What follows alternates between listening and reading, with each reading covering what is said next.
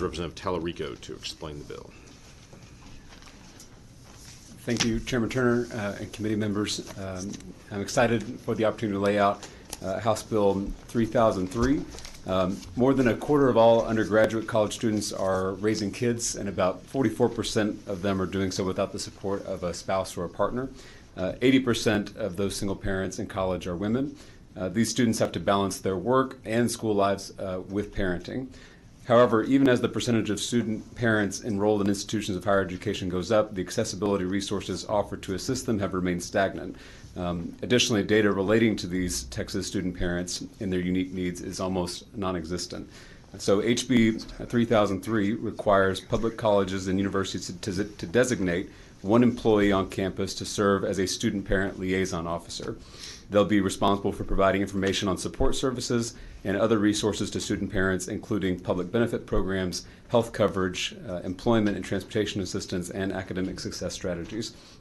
Establishing a student-parent liaison will both ensure that resources and support are offered to parents attending college without requiring the hiring of a new full-time employee, and that information on their unmet needs and how best to address them is collected. At this time, I'd be happy to answer any questions and respectfully reserve the right to close. All right, thank you, Representative Talarico. Members, any questions?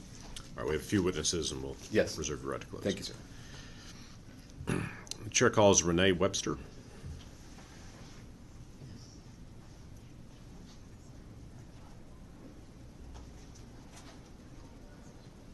Hi. Good morning. Good morning. Please state your name, who you represent, and your position on the bill. My name is Renee Webster, and I represent the Young Invincibles. Thank you, members of higher education community, for taking the time to hear my story. My name is Renee Webster, and I'm the proud parent of my wonderful 2-year-old Messiah. And Ms. Webster, just to interject, you are for the bill, in favor of the bill? Yes. All right, thank you. Thank you. Go ahead. Sorry. My son Messiah is one of my biggest motivators in my life and one of the biggest reasons why I want to go back to school. However, our journey to get to where we are now has not been easy. I grew up in the foster care system, which meant I had to move around several times. I did not earn my high school diploma until I was 20. Immediately after getting my diploma, I decided to enroll in Austin Community College in 2016, ACC. The process to get there was tough, but I worked with a foster youth case manager to help me get into college. I attended ACC full-time for 2 semesters. In the midst of my higher education journey, I found out that I was pregnant and I had to drop out in 2017. Dropping out of college was a difficult decision, but I had no other choice. I had no family support to depend on, nor anyone else to advocating for me. I was basically alone. Near the end of my pregnancy, at 8 months pregnant, I was evicted from my housing. Shortly, 3 weeks later, while being homeless, I gave birth to Messiah. Figuring out how to care for a newborn while being homeless was one of the most stressful experiences ever. I applied for a program in Austin to help me with housing, but remained on the waiting list for almost 2 years. I ended up relocating to Dallas, Texas, with my 5-month-old baby to stay in a shelter. Fast forward to 6 months ago, I was sleeping in a van until LifeWorks and Echo, 2 programs that help folks like me find housing, helped me find a stable place for my son and me. We finally have a safe and stable place to sleep. Even though my housing situation has gotten better for the time being, my dreams to return to college and pursue a degree in law enforcement are still on hold. I have been told I would lose child care support if I decided to turn to school. There is no possible way I could succeed in college if I don't have child care covered. From my experience with homelessness and higher education, the resources never seem easy to find. I had to fight for myself and dig up these resources to help my situation with little to no guidance from anyone. This is why I support the parent bill, because it would finally give parents the overdue support they urgently need to succeed in higher education. All we want to do is contribute to society and better ourselves for our children and families. but we also need someone advocating for us and making sure we can get across the finish line and graduate. I want to go back to school and finish my degree, not only to succeed in life and raise my son, with hopefully more financial resources, but also wanted to give him someone to look up to, because I didn't have parents to look up to. All I need is a little support to get there. Thank you. Renee Webster. Sorry. No, you're fine. Thank you, Ms. Webster. Thank you for very compelling testimony and for sharing your story with us today. Representative Howard. Thank you, Mr. Chairman. Thank you for being here. And I hope you heard the testimony before on another bill where there was an effort to talk about how we could recruit more police officers. And it sounds like you're talking about that's a field that you want to go into? Want to recruit somebody to work with college students that are parents. Somebody that can work with us on the resources that we need. When I did go to college when I was pregnant after I had my son, it was very difficult finding childcare, and the school, their hands were pretty much tied, so I just had to drop out. Well, I know that you said that you wanted to further your education because you want to take care of your son and you want your son to have somebody to look up to, and I think you've already demonstrated that your son has somebody to look up to. Your perseverance in doing this with your own resources within yourself to do it is very commendable, and you did a very good job talking with us today. Thank you for taking the time to do this. Thank you. Thank you. Thank you. Representative Wilson. Oh, Ms. Webster. Hold. Yeah. Few more questions. That's okay. Yeah, you're fine. You're fine. I'm sorry to make you continue to languish here, but have you ever testified before a committee before? No, I haven't. Actually. You're doing a wonderful job. Thank you. Congratulations. Thank you so much, because frankly, it's much larger than this. While I find this an excellent bill, Representative Talarico, I will tell you that this is just one more notch that basically tells us that we're not doing enough as those who age out of foster care for the transition to life. And so, again, thank you so much for being here. Thank you. Thank you very much for your testimony. It was very well done, and thank you for sharing your story. It helps us a lot. Thank you. Thank you. Am All I right. good to go? Yes, now you may leave. Yes, thank you. You're good to go. Thank you very much. The chair calls Isabella Valle-Voyles. I hope I'm getting that close to correct.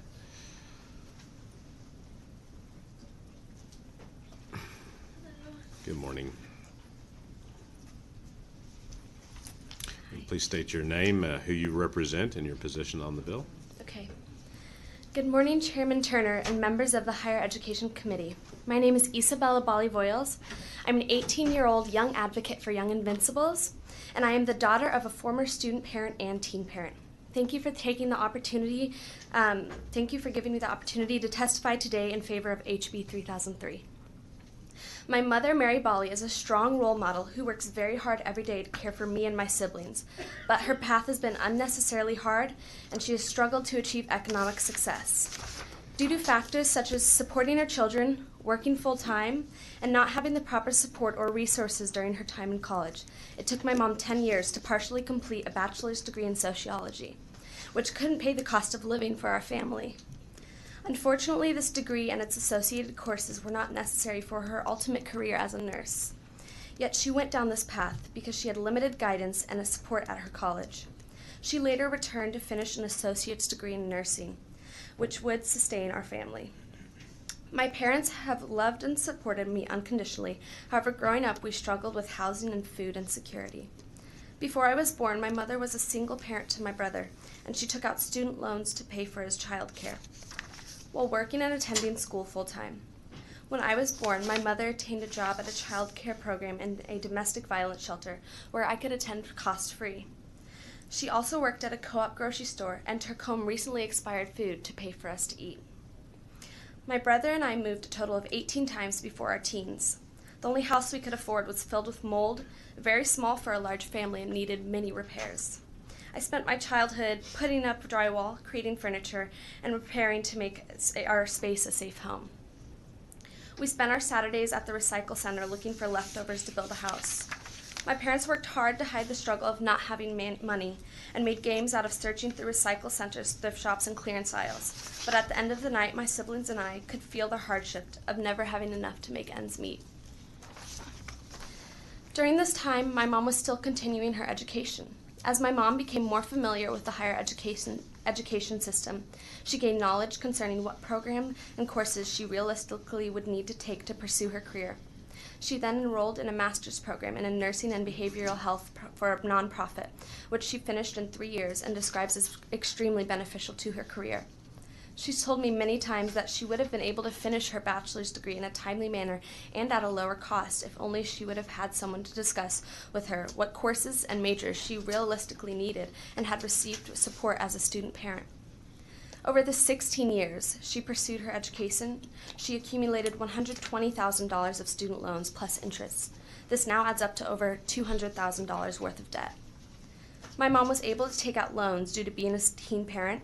She had no familial support with income, housing, or resources. At 18 years old, she was given 7% interest loans with almost no information about what that meant long-term or help with securing more assistance or scholarships. My mother worries she might never pay off her loans and will pass them on to me. She's unable to profit from her work because she has to focus on paying off her loans and supporting a family of 6. It's negatively impacted her credit. She went into bankruptcy, and she's unable to save for her future.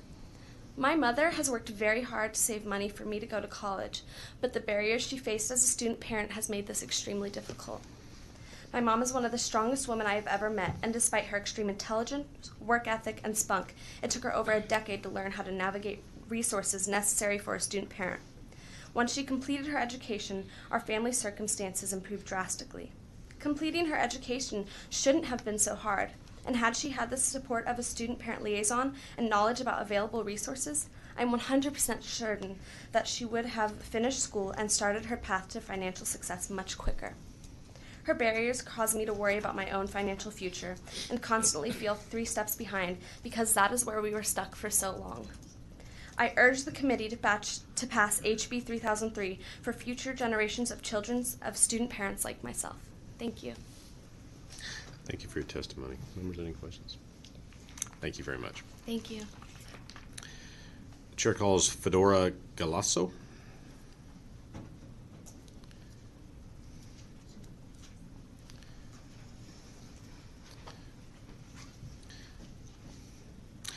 Good morning, Ms. Galasso. If you would state your name, who you represent, and your position on the bill. I'm Fedora Galasso. I'm the Southern Regional Director for Young Invincibles, and I am for the bill. All right. Before you get started, I know I think you're providing us some written testimony, which we very much appreciate. So we will review that. If you would just tell us your story, kind of what you want to say about the bill. Great. So, threw me for a loop there. So my name is Fedora Galasso, and I'm the Director for Young Invincibles, and we work hand in hand with young people across the state, ages 18 to 34.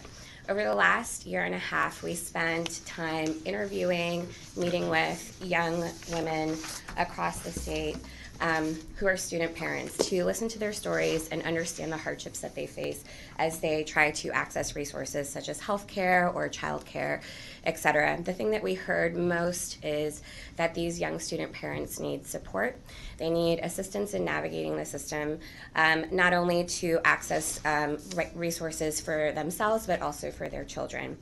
They also need guidance in helping to navigate the higher ed system. For any student, this is a very overwhelming system.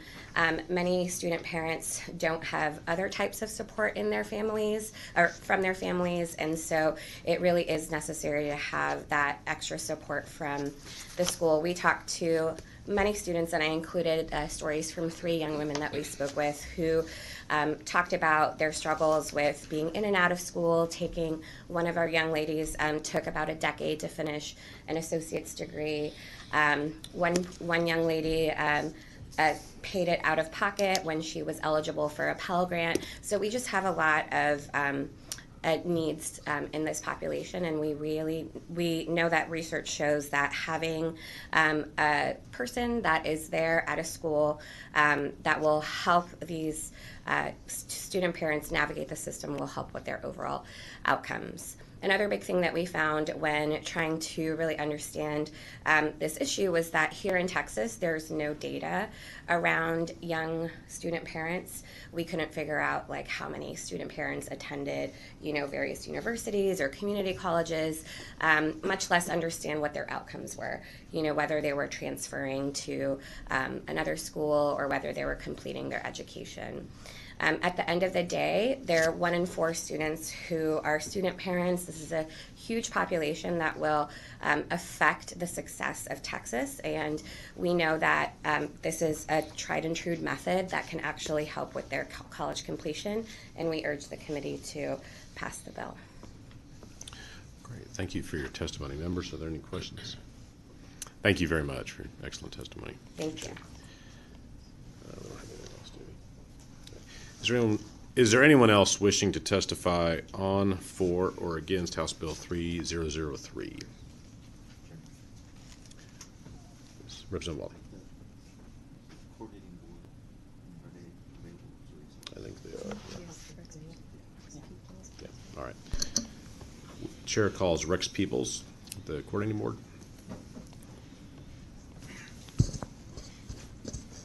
Good morning. Good morning, Chair, members of the committee. Rex Peebles, Texas Higher Education Coordinating Board on the bill. Representative Wally. Thank you, Mr. Chairman. Rex, hearing the testimony, I know that it's not anecdotal as far as finding out how many students or parent students we have in all of our systems. Do we have, does the coordinating board have any statistics in relation to that group of students, special type of student? No, we do not have any data. One of the things this bill does, though, does require the institutions to report to us and for us to collect that data. Okay. But other than, I know y'all are a repository of a lot of data. Yes. Some used and some not, but this, in your opinion, just in general, would this be helpful for the coordinating board to gather in an effort to reach this type of student? Well, I think in terms of reaching the goals of 60 by 30, Right. This is a population that we certainly need to get to and through college. And it's like a lot of the other groups that we've identified liaisons for and identified particular offices at campuses to be there as a sort of center for students to go to for resources would certainly be helpful. Okay. Thank you, Rex. Thank you, Chairman. You bet. Thank you, Representative Wally. One question I have, the bill says each institution of higher education shall designate. So under that definition, that would include community colleges. Yes, sir. Right? And four-year general academic institutions. Would it also include postgraduate institutions? That definition would also include, yes, the health-related institutions. Health-related, that are law oftentimes schools. only graduate school. Law schools as well? Yes. All right, so every public institution. Right. Okay. All right. Thank you very much. All right. Oh, I'm sorry, Rex, Mr. Chairman. I spoke too soon. Yeah, I'm on back. apologize. That's what I get for trying to do two things All at right, once. that's all Read right. and listen. Representative Wilson. Thank you, Mr. Chairman. In looking at this bill, I'm trying to look at the parameters here, and this is parent-student, so it could be both married and not married. Yes. Okay, I got you. All right, thank you. Appreciate it. All right, anyone else? Thank you. All right, now is there anyone else wishing to testify on, for, or against House Bill 3003? Seeing none, the chair recognizes Representative Talarico to close. Thank you, Mr. Chairman and members. There's not much more I can say that Renee, I think, already said so eloquently. This bill is so important to me professionally, but also personally, as someone who was born to a single mother who didn't get a chance to go to college. These Texans are